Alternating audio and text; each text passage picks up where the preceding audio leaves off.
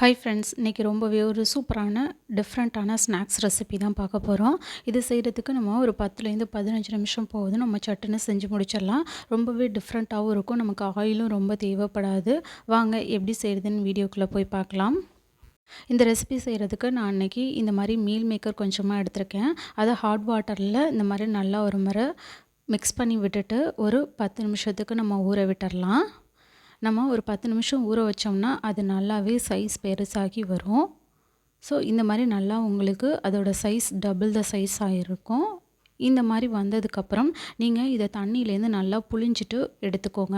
நான் இப்போ தண்ணியிலேருந்து லைட்டாக வடிகட்டிட்டு எடுத்திருக்கேன். அதை இப்போ நான் ஒரு முறை இந்த மாதிரி நான் பிழிஞ்சிடுறேன். பிழிஞ்சிட்டா உங்களுக்கு எக்ஸஸாக இருக்க வாட்டர்லாம் வெளியில் வந்துடும். இப்போ இதை நம்ம தனியாக எடுத்து வச்சுக்கலாம். இப்போ இன்னொரு பவுலில் ஒரு 1 கப்புக்கு கடலை மாவு எடுத்திருக்கேன். இது கூடவே ஒரு 2 டேபிள் ஸ்பூனுக்கு அரிசி மாவு சேர்த்துக்கிறேன். இப்போது இதுக்கு தேவையான அளவு உப்பு சேர்த்துக்கிறேன். இப்போது இது கூடவே கொஞ்சமாக மஞ்சள்தூள் சேர்த்துக்கிறேன். காரத்துக்காக கொஞ்சமாக மிளகாத்தூள் சேர்த்துக்கிறேன். இதில் கொஞ்சமாக கரம் மசாலா சேர்த்துக்கிறேன். இப்போ இது எல்லாத்தையும் ஒரு முறை நல்லா மிக்ஸ் பண்ணி விட்டுக்கோங்க.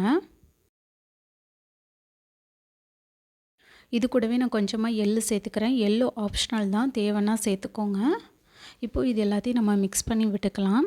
இப்போது தேவையான அளவு தண்ணி ஊற்றி நல்லா மிக்ஸ் பண்ணிக்கோங்க. நீங்கள் நல்லா தண்ணியாகவே கரைச்சி எடுத்துக்கோங்க. திக்காக இருக்கணும்னு அவசியம் இல்லை, நல்லா தண்ணியாக கரைச்சி எடுத்துக்கோங்க. இப்போ நான் கொஞ்சம் கொஞ்சமாக தண்ணி ஊற்றி நல்லாவே கரைச்சி எடுத்துட்டேன். இந்த மாதிரி நல்லா நீங்கள் தண்ணியாக கரைச்சி எடுத்துக்கோங்க.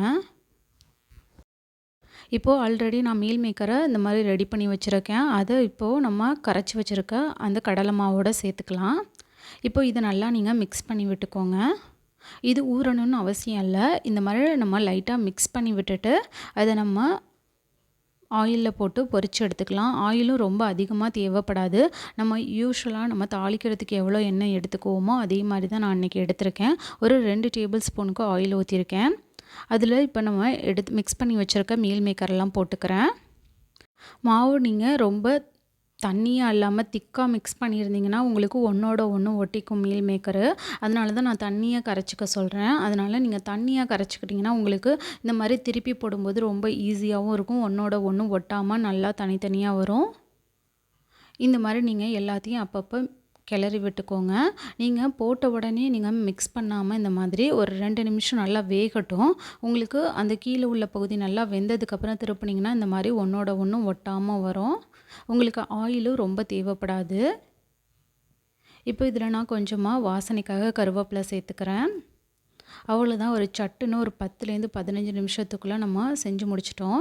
ஈவினிங் குட்டீஸ்க்கு இந்த மாதிரி செஞ்சு கொடுத்திங்கன்னா ரொம்பவே விரும்பி சாப்பிடுவாங்க. இதுக்கு ஆயிலும் ரொம்ப தேவைப்படாது. இதை செய்கிறதுக்கு ரொம்ப டைம் எடுக்காது. நீங்களும் ட்ரை பண்ணி பாருங்கள். ட்ரை பண்ணி பார்த்துட்டு உங்களோட கமெண்ட்ஸை சொல்லுங்கள். தேங்க்ஸ் ஃபார் வாட்சிங். DD shine recipes and tips சேனலை லைக் பண்ணுங்கள், ஷேர் பண்ணுங்கள், சப்ஸ்கிரைப் பண்ணுங்கள். உங்களுக்கு இந்த ரெசிபி பிடிச்சிருந்துச்சுன்னா உங்கள் ஃப்ரெண்ட்ஸ் அண்ட் ஃபேமிலிஸ் கூட ஷேர் பண்ணுங்கள். இப்போது இதில் நான் கொஞ்சம் வாசத்துக்காக பெருங்காயத்தூள் சேர்த்துக்கிறேன்.